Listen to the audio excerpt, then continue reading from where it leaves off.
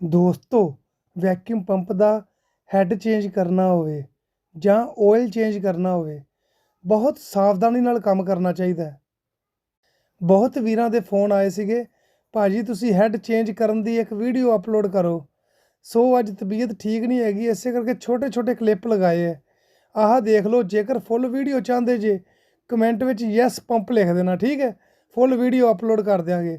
ਨਾਲੇ ਆਪਦੇ ਪਿੰਡ ਤੇ ਸ਼ਹਿਰ ਦਾ ਨਾਮ ਮੈਂਸ਼ਨ ਕਰਿਆ ਕਰੋ, ਨਾਲੇ YouTube ਚੈਨਲ ਸਬਸਕ੍ਰਾਈਬ ਕਰ ਲਓ ਆਪਣੇ ਵੀਰ ਦਾ। ਧੰਨਵਾਦ।